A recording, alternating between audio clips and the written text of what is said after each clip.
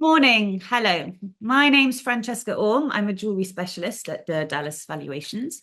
I'm here today with Alastair Meiklejon, who is a senior valuer at Doerr Dallas. Hello, Alastair.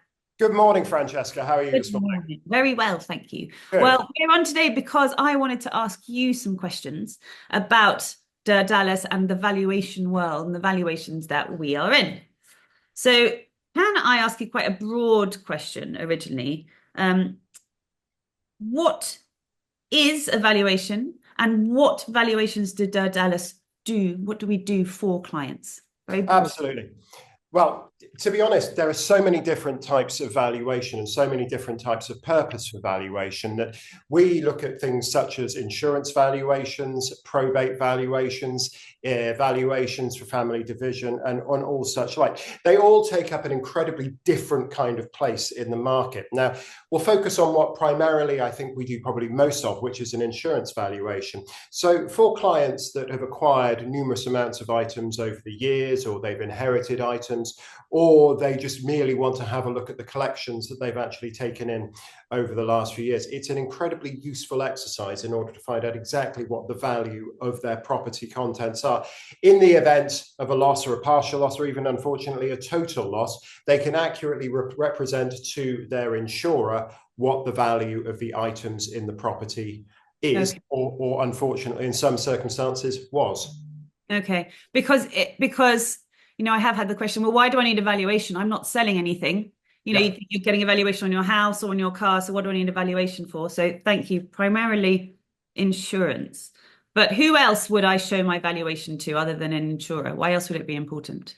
Well, I think in some aspects, I think a lot of people actually like to have a valuation just because it gives them some idea of what's in their property. I mean, you would be honestly surprised the amount of valuations that I go to, and I'm sure your experience is exactly the same, where realistically they don't know what items they've got in the property. So you'll go in and they will have said, well, we've got 10 paintings or so.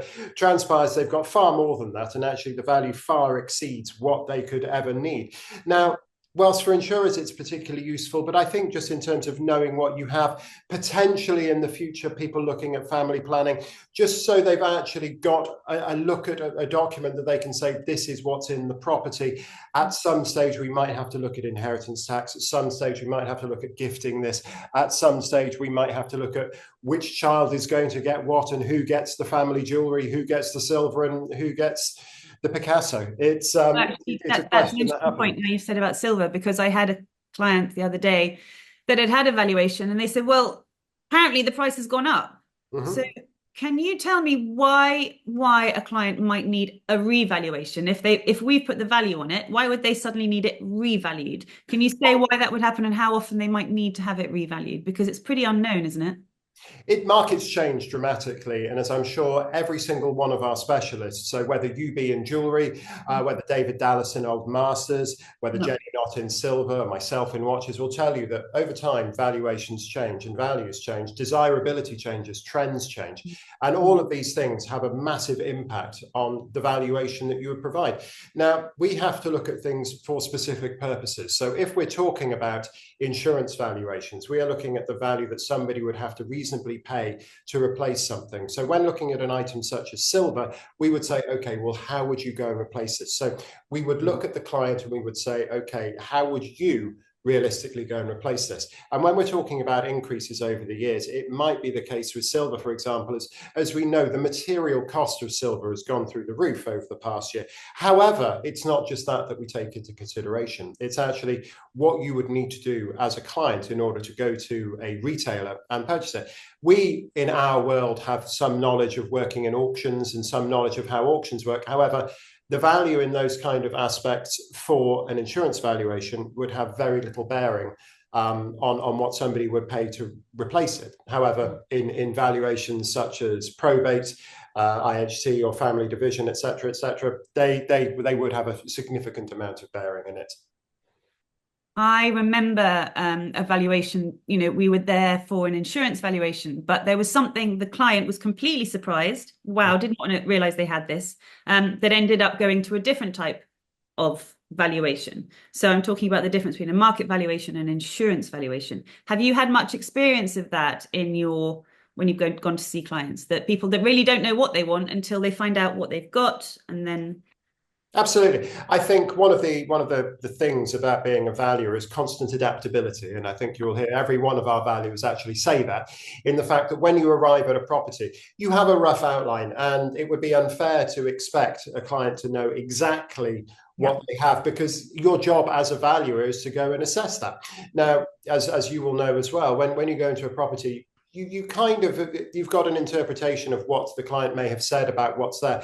However, in lots of situations, it bears no resemblance to what you actually have to look at. And you can be in a situation where the thing that, or the things plural that they may have such a big impact on the valuation that you actually end up needing to take more time on those than you have for the job that you originally spent in to actually go and look at, which is great fun. And that's one of the benefits, and one of the lovely parts of being a valuer, is that you get to see so many interesting things that the client may not have expected. In some cases, it's a fantastic surprise.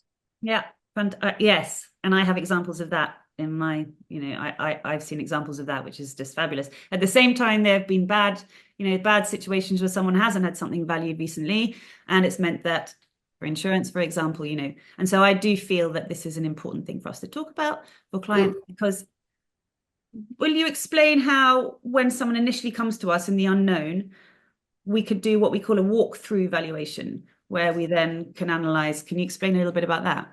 Yeah, so the walkthrough valuation, I think, is a fantastic product, not only for clients, but I think for brokers and insurers as well.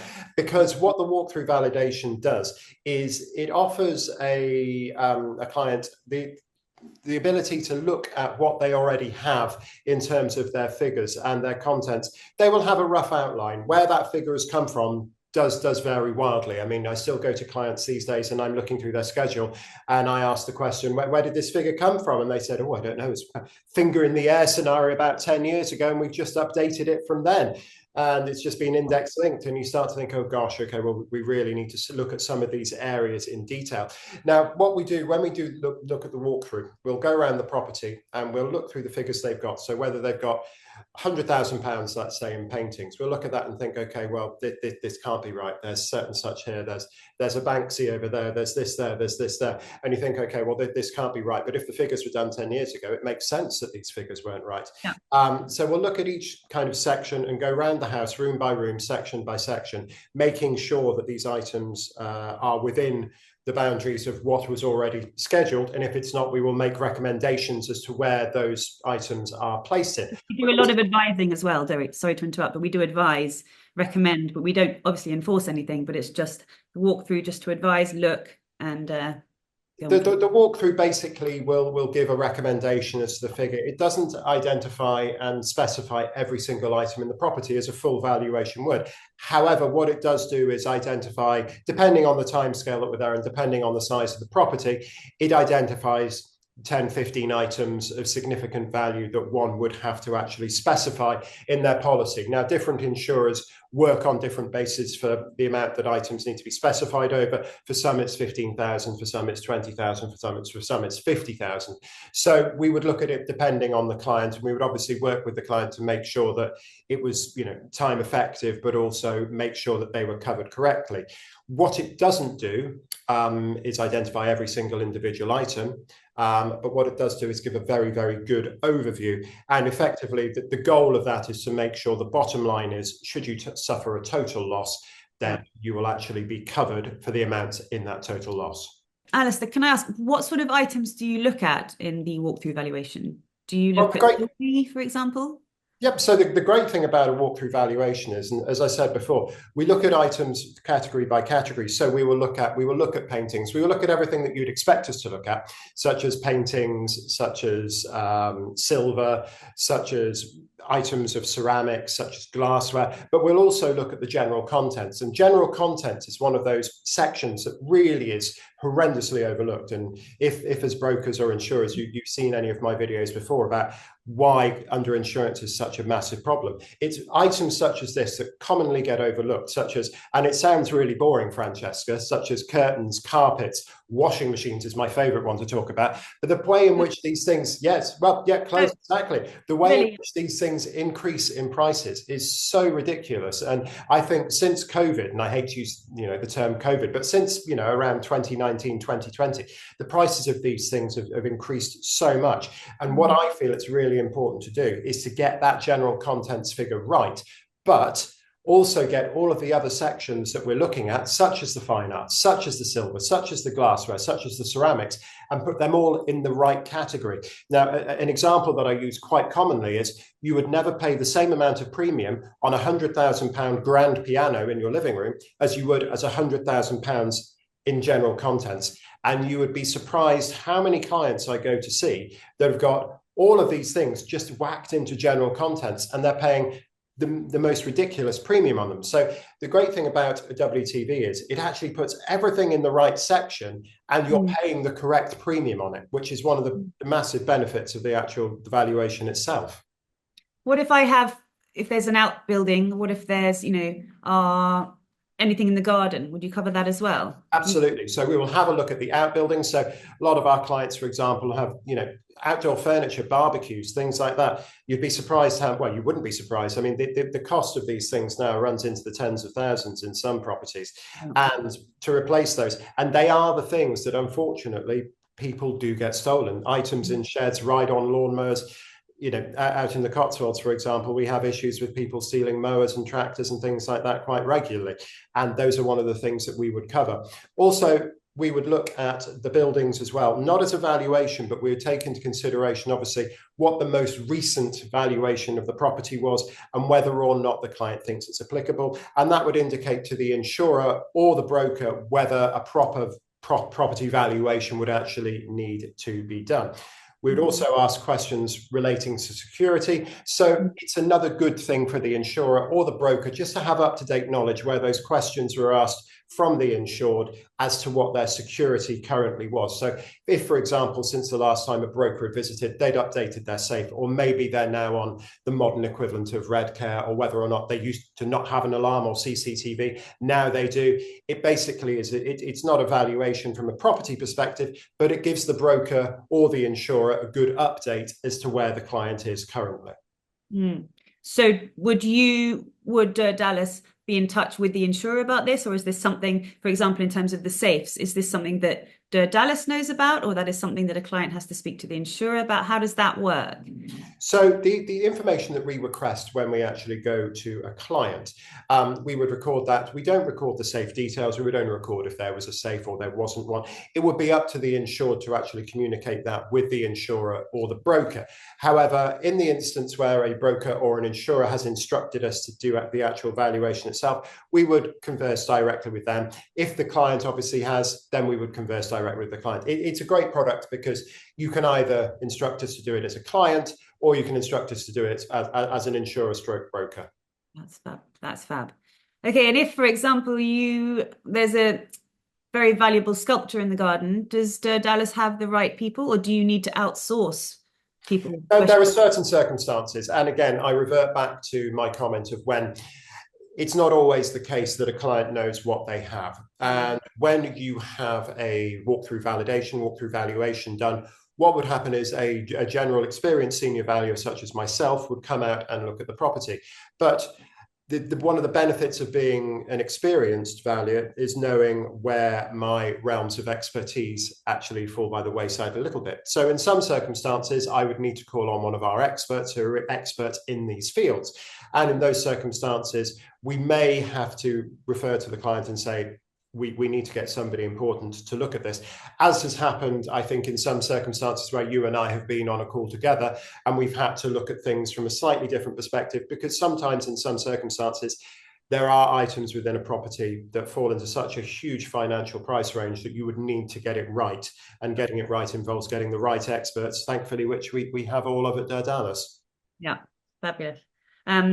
And I suppose in terms of timing, would you say that it is about going out, doing the walkthrough valuation, and then ascertaining exactly what we need to do and having a conversation with the client to say, look, this is what we've, because was it 3 hours is what we say generally, but it does depend, doesn't it? Generally speaking, Yeah. the average property, and I know in our game using the word average is probably the kiss of death because nothing is average in our world. However, the average property is usually around 3 hours, and we can get a good gist of what we're doing for the purpose of a WTV in that time. There are certain circumstances, obviously, where this goes far beyond that because of the size of a property. For example, a couple of weeks ago, it took me about 2 hours to actually walk around the house. So obviously the actual valuation of the WTV was fairly more significant than that. However, I would like to think that in that time frame we can get an accurate representation of what the property should be valued for at contents. Alastair, can I ask whether you have gone in to evaluation into a client's house and the situation at the end has turned out not the way the client necessarily expected, in a good way?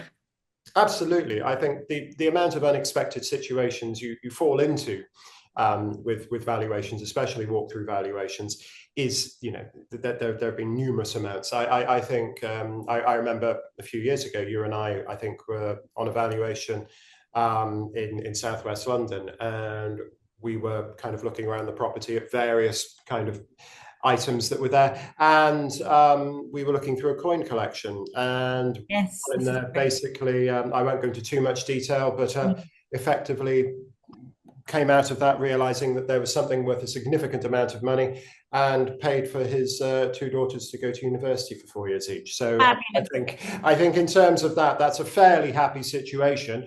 I think in many other ways as well. I think whilst there are situations when items will, be uncovered that get sold, I think the primary reasoning for doing this is to make sure that you are covered in an insurance sense, and to give you that reassurance, knowing that if you were to suffer a partial loss, or as unfortunately so many people do, whether it be through fire or water loss, which is a huge one at the moment, you would be accurately covered. And again, just to go back to the boring thing on this, water loss, you would actually see curtains, carpets, doors, things like that. Everything, gets totally destroyed in these kind of situations.